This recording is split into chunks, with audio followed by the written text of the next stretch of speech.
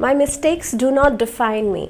कई बार हमारी लाइफ में जो फेलियर्स हम फेस करते हैं उसे हम अपना कैरेक्टर मान लेते हैं। हमें लगता है कि शायद यही हम हैं, और यही सबसे बड़ी गलती होती है, क्योंकि जब आप बैकलॉग में इस तरह की सोच, इस तरह का एक थॉट प्रोसेस रखते हैं तो आपके लिए आगे बढ़ने में एक गिल्ट रहता है हमेशा कि मैंने उस समय पर ये मिस्टेक की थी, मैंने उस समय पर ये गलती की थी, या ये फेलियर मैंने फेस किया था बिकॉज ऑफ माई मिस्टेक्स। और कहीं ना कहीं पे ये गिल्ट हमेशा आपको पीछे की तरफ खींचता है।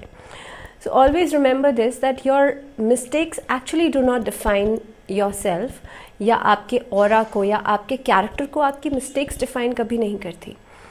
ज़रूरी ये है कि आप अपनी गलतियों से सीखें, उनसे लर्निंग करें, और मोस्ट इम्पॉर्टेंटली आप उन गलतियों को दोहराएं नहीं। वो बहुत ज़्यादा इम्पॉर्टेंट है, क्योंकि जब आप गिल्ट में जीते हैं, जब आप इस तरह का थॉट प्रोसेस रखते हैं, तो बहुत ज़्यादा चांसेस होते हैं कि आप उन्हीं गलतियों को बार बार दोहराते हैं।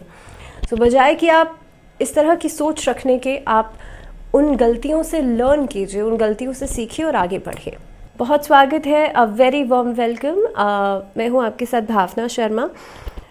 This is the 6th video जिसमें कि हम बात कर रहे हैं वर्गोस के लिए, यानी कि कन्या राशि वाले लोगों के लिए अप्रैल का पूरा महीना कैसा रहने वाला है। तो हम अप्रैल के महीने की बात कर रहे हैं, तो सबसे पहले आपका चार्ट जो है उसे देख लेते हैं। तो अप्रैल के महीने के लिए देखिए वर्गोस का, क्योंकि चंद्र राशि आप देखेंगे तो ये चार्ट जो है वो 6 नंबर का चार्ट है। नाउ 7th हाउस में आपके लिए राहु, सूर्य और शुक्र जो है उनका कंजंक्ट हो रहा है। अष्टम भाव में 8th हाउस में, क्योंकि महीने की शुरुआत में गुरु और बुध कंजंक्ट कर रहे हैं, फिर 9 अप्रैल को जो बुध है वो रेट्रोग्रेड होकर के, वक्री होकर के पाइसेस में चले जाएंगे। तो आप लोगों के लिए ये चले जाएंगे आपके सप्तम भाव में। अब 9 अप्रैल को ये ट्रांजिट होगा, उसके बाद सूर्य भी ट्रांजिट करेंगे, शुक्र भी ट्रांजिट करेंगे, मंगल भी ट्रांजिट करेंगे। आपके लिए 6th हाउस में मंगल शनि का कंजंक्ट हो रहा है। तो मंगल शनि का कंजंक्ट, देखिए इस महीने के अंदर बहुत सारे ऐसे कंजंक्शंस हैं जो कि एक तरीके की थोड़ी बहुत ऐसी ट्रिकी सिचुएशंस लेकर के आ सकते हैं। केतु आपके लग्न में है लंबे समय से, और अभी और इस साल में रहेंगे। तो ये तो प्लैनेट ऐसे हैं जो कि रहने वाले हैं, लेकिन जो ट्रांजिट्स हो रहे हैं, सूर्य का ट्रांजिट हर महीने होता है। 14 अप्रैल को सूर्य जो है वो चले जाएंगे आप लोगों के लिए। यहाँ से लगभग सूर्य ट्रैवल करेंगे 8th हाउस में। दूसरी बात, 24 अप्रैल को मंगल जो है वो सप्तम भाव में चले जाएंगे, और जो शुक्र की उपस्थिति बन रही है वो भी चले जाएंगे 8th हाउस में। तो कहीं ना कहीं पे ये जो ट्रांजिशनल टाइम है ये रहने वाला है अप्रैल के महीने में। अब सबसे पहले कार्य क्षेत्र की मैं बात कर लूँ तो आप लोगों को देखिए मिले जुले परिणाम पहली बात तो मिलने वाले हैं। इस महीने के अंदर दशम भाव के स्वामी बुध वक्री अवस्था में अष्टम भाव में रहेंगे। कार्य क्षमता के अनुसार आप काम हो सकता है नहीं कर पाएँ। इस समय पर आपका कैलिबर जितना अलाउ कर रहा है, हो सकता है आप उतना एफिशिएंसी के साथ काम नहीं कर पाए, उतना एफिशिएंटली काम नहीं कर पाए, maybe because of health reasons, because of some other reasons. तो कहीं ना कहीं पे आपकी काम करने का जो तरीका है वो हैम्पर हो सकता है ड्यूरिंग दिस फेज। दूसरी बात, 9 अप्रैल के बाद सप्तम भाव में चले जाएंगे, जहाँ पर पहले से ही राहु, सूर्य, शुक्र बैठे हुए हैं। यहाँ पर आने के बाद थोड़ी बहुत राहत मिलेगी, बहुत ज़्यादा नहीं, लेकिन काफ़ी हद तक अनुशासन जो है उसका पालन करना बहुत ज़्यादा ज़रूरी होगा। देखिए सूर्य राहु के साथ ग्रहण योग बन रहा है, तो डेफिनेटली आप किसी भी काम को डिसिप्लिन तरीके से करने में दिक्कत आएगी। तो ज़रूरी ये है कि आप डिसिप्लिन रहेंगे तो आपके लिए कामों में भी फ़ायदा होगा, आगे बढ़ने के चांसेस जो हैं वो बढ़ेंगे। नौकरी में ज़रूरी है कि आप लोग टाइम मैनेजमेंट ज़रूर करें, सही समय के अनुसार कार्य करें और टाइमली डिसीजंस ज़रूर लें। ऐसा नहीं है कि आपने सोच लिया, समझ लिया, उसके बाद डिसीजन लेने में बहुत समय निकाल दिया, तो उससे भी कई सारी अपॉर्चुनिटीज़ आपके हाथ से निकल सकती हैं। 6ठे भाव में मंगल शनि एक साथ हैं। कार्यक्षेत्र में विरोधी जो है वो थोड़े से एक्टिव हो सकते हैं, उसका प्रभाव आप लोगों के लिए दिखाई देगा, लेकिन कोई असर नहीं हो पाएगा। आई एम सेइंग कि प्रभाव आपके ऊपर रहेगा, लेकिन आज सच कुछ बिगाड़ नहीं पाएंगे आप लोगों का। दूसरी बात, यहाँ पर देखिए व्यापार करने वाले लोगों के लिए थोड़ी सी सावधानी करनी पड़ेगी। राहु सूर्य ग्रहण योग बना रहे हैं, सप्तम भाव में शुक्र की मौजूदगी रहेगी, बुध भी आ जाएंगे 9 अप्रैल के बाद। और किसी भी एक प्लैनेट में जो बहुत सारे, किसी भी एक हाउस में जो बहुत सारे प्लैनेट्स आ जाते हैं, तो वो एक तरह की ऐसी सिचुएशन लेकर के आते हैं जिसमें कि आपको बहुत ज़्यादा सावधान रहने की ज़रूरत होती है, जिसमें कि आप अगर आगे बढ़ रहे हैं, कोई भी डिसीजन कर रहे हैं, कोई भी इंपॉर्टेंट काम कर रहे हैं, बहुत सोच समझ के करने की ज़रूरत होती है। ऐसी अवधि के अंदर अगर आप व्यापार में अपने संबंधों की बात करेंगे तो यहाँ पर कोई आपके ऊपर मानहानि का दावा कर सकता है, यहाँ पर आपके पार्टनर्स के साथ बातें बिगड़ सकती हैं, पार्टनर्स के साथ कोर्ट कचहरी तक बातें जा सकती हैं। तो इस तरह की परेशानी होती हुई नज़र आती है। कानूनी विरोध जो है वो होता हुआ नज़र आता है ड्यूरिंग योर बिजनेस। तो कहीं ना कहीं पे लीगल हद तक आप जा सकते हैं इस अवधि के अंदर। अगर पार्टनरशिप में काम ना ही करें तो बेहतर रहेगा। किसी तरह का कोई कॉन्ट्रैक्चुअल काम भी अगर आप कर रहे हैं उसमें भी डॉक्यूमेंटेशन वर्क बहुत सोच समझ के कीजिएगा। ऐसा नहीं हो कि आप अभी तो कर लें, अभी आप सोच लें, उसके बाद आपको पछताना पड़े। सो बी श्योर कि आप लोग इन चीज़ों का ध्यान रखें। दूसरी बात, अगर आप खुद से कोई नया काम शुरू करना चाहते हैं तो मेक श्योर कि आप लोग 15 अप्रैल के बाद करें। 15 अप्रैल से पहले किसी भी काम की शुरुआत नहीं कीजिएगा। अगर आप शुरू करते भी हैं तो इनिशियल फेज में कोई लाभ नहीं होगा, धीरे धीरे करके लाभ दिखाई देता है।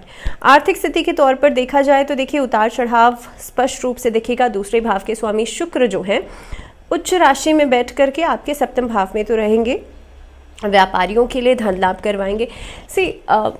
जहाँ पर मैं नेगेटिव एस्पेक्ट आप लोगों को बता रही हूँ तो आप लोगों को इस चीज़ का ध्यान रखना चाहिए कि अलग अलग प्लैनेट्स अलग अलग हाउसेस में बैठे हैं। तो डेफिनेटली ऐसा नहीं है कि पूरा महीना आप लोगों के लिए नेगेटिव जाएगा या पूरा महीना पॉजिटिव जाएगा।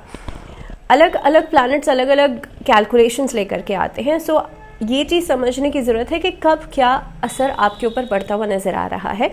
दूसरी बात, शुक्र की उपस्थिति यहाँ पर देख रहे हैं तो सप्तम भाव में बिजनेस से आपको धन लाभ हो सकता है, लेकिन यहाँ पर ग्रहण योग भी बन रहा है। 23 अप्रैल को मंगल भी सप्तम भाव में आ जाएंगे और यहाँ पर ये पीड़ित अवस्था में रहेंगे।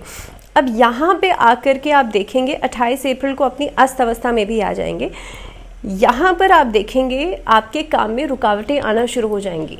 कहीं ना कहीं पे आपका काम जो आपने सोचा है उसमें ऑब्स्टैकल्स आ सकती हैं, आपकी वजह से नहीं, किसी दूसरे व्यक्ति की वजह से। आमदनी को बढ़ाने के लिए थोड़ी सी ज़्यादा मेहनत, थोड़ी सी ज़्यादा एफर्ट आप लोगों को करनी पड़ेगी। मंगल और शनि महीने की शुरुआत में तो छठे भाव में रहेंगे और बृहस्पति बुध अष्टम भाव में रहेंगे। खर्चे बढ़ेंगे लेकिन आमदनी भी बढ़ेगी। इस अवधि के अंदर ज़रूरी ये है कि आप किन चीज़ों से पैसा कमा रहे हैं वो बहुत इंपॉर्टेंट है, और आप बचत कितनी कर रहे हैं। देखिए कई बार ऐसा होता है कि खर्चे जो हैं वो आमदनी से ज़्यादा हो जाते हैं, लेकिन उस समय के अंदर आप लोग बचत कितनी कर रहे हैं वो बहुत इंपॉर्टेंट है, ये समझना बहुत इंपॉर्टेंट है। तो कहीं ना कहीं पे इस चीज़ को दिमाग में रखिएगा और उसके बाद ही आप लोग आगे बढ़िएगा। स्वास्थ्य के नज़रिए से देखा जाए तो ये महीना थोड़ा सा आप लोगों को एहतियात बरतने की ज़रूरत है, क्योंकि पहली बात तो देखिए गुरु और बुध जो हैं वो अष्टम भाव में रहेंगे। उसके बाद केतु पूरे महीने लग्न में है, लेकिन केतु तो ऑलमोस्ट पूरे साल भर भी लग्न में ही रहेंगे, लेकिन उसका इम्पैक्ट क्योंकि बाकी प्लैनेट्स भी उतना सपोर्टिव नहीं है तो इसलिए आपको ज़्यादा दिखाई देगा। छठे भाव में मंगल और शनि, सप्तम भाव में राहु सूर्य शुक्र, अष्टम भाव में बुध और बृहस्पति की उपस्थिति जो है काफ़ी हद तक स्वास्थ्य के नज़रिए से आपको ज़्यादा एहतियात बरतने की ज़रूरत है। इस अवधि के अंदर कोशिश कीजिएगा गर्दन में दर्द, बुखार की समस्या, सर्वाइकल इश्यूज़, साइनस के इश्यूज़ या फिर बहुत ज़्यादा जोड़ों में दर्द की समस्या आप लोगों को परेशान कर सकती है। कोशिश कीजिएगा अपने इम्यूनिटी पे बहुत ज़्यादा ध्यान दें, ईटिंग हैबिट्स को सही करें, क्योंकि जहाँ पर ईटिंग हैबिट्स आप लोगों के लिए कंट्रोल नहीं होंगी वहाँ पर प्रॉब्लम्स बढ़ेंगी।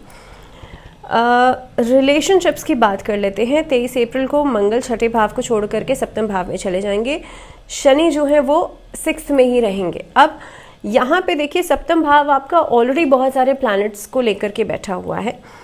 जहाँ पर हमने पार्टनरशिप्स की बात की तो 7th हाउस जो होता है वो पार्टनरशिप्स को भी कंट्रोल करता है, मैरिज लाइफ को भी दिखाता है। तो कहीं ना कहीं पे आप देखेंगे मैरिटल लाइफ में एक ब्लिस जो है एक लंबे समय से शायद आप नहीं देख पा रहे होंगे, क्योंकि राहु की मौजूदगी ऑलरेडी 7th हाउस में है। लेकिन अभी हाल फिलहाल में होगा ये कि फर्स्ट हाफ जो रहेगा, क्योंकि ग्रहण योग बनेगा, सूर्य भी वहीं पर बैठे हुए हैं, शुक्र भी वहीं पर आ जाएंगे, तो आप कोशिश भी करेंगे थोड़ा सा रोमांटिसाइज करने का, चीज़ों को अपने आप से कोशिश करने की, लेकिन उसके बावजूद भी कहीं ना कहीं पे आपको उतनी बेहतरीन सक्सेस नहीं मिल पाएगी, सामने से रिवर्ट नहीं मिलेगा या आपको समय नहीं मिलेगा। सो समहाउ किसी न किसी वजह की कुछ रीज़न बन सकते हैं जिसकी वजह से हो सकता है आप रिलेशनशिप में बैलेंस नहीं बना पाएंगे। अब इस महीने की अंत की मैं बात करूं, जब शुक्र भी ट्रैवल करेंगे, मंगल भी ट्रैवल कर जाएंगे और सूर्य भी ट्रैवल कर जाएंगे 7th हाउस से, ये समय ऐसा हो सकता है, सो एंडिंग वाला जो फेस रहेगा, आप अपनी प्रॉब्लम्स का सोल्यूशंस ढूंढेंगे, वहाँ पे सामने वाले की तरफ से भी सपोर्ट मिलेगा, तो धीरे धीरे करके चीज़ें ठीक होंगी। महीने की शुरुआत में अगर बहुत ज़्यादा कुछ अच्छा नहीं हो रहा है तो उससे घबराइएगा नहीं। क्या करना है आपको रेमेडी, भगवान विष्णु और माँ लक्ष्मी की साथ में पूजा करना शुरू कर दीजिए। इससे आपका बृहस्पति अच्छा होगा, शुक्र अच्छा होगा, क्योंकि बृहस्पति शुक्र दोनों ही यहाँ पर अच्छी स्थिति में नहीं बैठे हुए हैं। तो इसीलिए इस महीने के अंदर, हालांकि शुक्र उच्च राशि में है, लेकिन कहीं ना कहीं पे आप देखेंगे इस अवधि के अंदर आप लोगों के लिए, क्योंकि गुरु की पोजीशन बहुत अच्छी नहीं है, तो इसलिए इम्पॉर्टेंट ये है कि आप हर चीज़ को बैलेंस करके चलें और छोटी छोटी बातों पर बड़े डिसीजंस लेने से बचेगा। बात कर लेते हैं पारिवारिक जीवन के लिहाज से समय कैसा दिखाई दे रहा है। तो देखिए, महीने की शुरुआत में अगर मैं बात करूं, अष्टम भाव में बैठे हैं देवगुरु बृहस्पति, और यहाँ से बैठ कर के आपके द्वितीय भाव को भी देख रहे हैं वाणी, और प्रेम काफ़ी हद तक आपके आपसी रिश्तों में दिखाई दे रहा है। यहाँ पर आपकी बातों को महत्व भी दिया जाएगा। चतुर्थ भाव के स्वामी है बृहस्पति, और अष्टम भाव में जहाँ पे बैठे हैं, महीने के उत्तरार्ध में मंगल भी सप्तम भाव में आ जाएंगे और द्वितीय भाव को देखेंगे। इस अवधि में थोड़ा सा पारिवारिक कलह कलेश जो है वो दिखाई देगा। तो लगभग मिड ऑफ द मंथ के बाद थोड़े से क्लैशेस आने शुरू हो सकते हैं, लेकिन इनिशियली तो पारिवारिक जीवन में आपके लिए सहयोग दिखाई देता है। कोई मांगलिक कार्य हो सकता है, किसी न किसी चीज़ की प्लानिंग आप लोग कर सकते हैं, कहीं पे धार्मिक यात्रा कर सकते हैं। तो पारिवारिक जीवन में आपके लिए चीज़ें बेहतर होती हुई नज़र आती हैं। लेकिन हाँ, सेकेंड हाफ के बाद थोड़े से वाद विवाद बढ़ सकते हैं आपसी रिश्तों के बीच में। स्टूडेंट्स की मैं बात कर लूँ तो देखिए, स्टूडेंट्स के लिए इस महीने में, वर्गोस के लिए, क्योंकि पंचम भाव में शनि की राशि विराजमान है और शनि और पंचम भाव के स्वामी बैठे हैं यहाँ पर 6th हाउस में, तो ये समय ऐसा हो सकता है कि आप हार्डवर्क को ज़्यादा अहमियत देंगे इस महीने के अंदर। जो स्टूडेंट्स हैं कॉम्पिटिटिव एग्ज़ाम्स दे रहे हैं, मेहनत ज़्यादा आपको इस महीने में करनी पड़ेगी, और काफ़ी हद तक कॉन्फिडेंस जो है आप लोगों के लिए नज़र आता है। लेकिन स्टूडेंट्स, पहली बात तो अपनी सेहत का ज़रूर ध्यान रखें। अलग अलग फील्ड्स में आपकी दिलचस्पी बढ़ सकती है, खासतौर पर मेडिकल लाइन में अगर आप रिसर्च डिपार्टमेंट से जुड़े हुए हैं तो बहुत अच्छा समय रहेगा। अलग अलग चीज़ों की लर्निंग में आपकी दिलचस्पी बढ़ सकती है, और ख़ासतौर पे ऑकल्ट में, रिसर्च में, इस तरह की चीज़ों में दिलचस्पी बढ़ती हुई नज़र आती है, क्योंकि बृहस्पति अष्टम भाव में मौजूद है। सो समहाउ यहाँ से इन फील्ड से कनेक्शन बन सकता है। स्पोर्ट्स में अगर आप दिलचस्पी रखते हैं तो स्पोर्ट्स में भी आपके लिए सिचुएशंस बेहतर हो रही हैं, लेकिन धीरे धीरे करके। अगर आप आर्ट में, कला में दिलचस्पी रखते हैं तो यहाँ पर ये महीना बहुत हद तक फेवरेबल तो नहीं रहेगा, लेकिन आपको कुछ प्लेटफॉर्म ज़रूर मिल सकते हैं, आपकी कला को कहीं ना कहीं पे नोटिस ज़रूर किया जा सकता है। सो इन ऑल अगर देखा जाए तो स्टूडेंट्स के लिए समय अच्छा दिखाई दे रहा है। क्या रेमेडी आप लोग कर सकते हैं? बुधवार के दिन एक तो किसी भी गौशाला में जा कर के आप डोनेशन ज़रूर दीजिएगा, किन्नरों को आप दान ज़रूर कर सकते हैं। इसके अलावा कोशिश करें मंगलवार के दिन और शनिवार के दिन, 2 दिन आप लोग किसी मंदिर में जाकर के जो बूंदी का प्रसाद होता है वो आप ज़रूर चढ़ाएं, और हनुमान जी के चरणों से लेकर के तिलक अपने माथे पर ज़रूर लगाइएगा। इसके अलावा ख़ासतौर पे जिन लोगों के कोर्ट कचहरी के मामले या कोर्ट कचहरी के मामले खत्म नहीं हो रहे हैं, अपने घर के टेरेस पर आप लोग एक ट्रायंगल शेप में जो भगवान राम के नाम का जो फ्लैग, जो ध्वज मिलता है, उसे घर के टेरेस पर लगा लीजिए। नो डाउट आपके जो भी कोर्ट कचहरी के मामले या जो भी वाद विवाद चल रहा है वो बहुत जल्द खत्म होगा। इसी के साथ इस वीडियो में फ़िलहाल इतना ही। दीजिए इजाज़त, जुड़े रहिए चैनल के साथ। अंटिल द नेक्स्ट वीडियो, ध्यान रखिए अपना ढेर सारा। नमस्कार।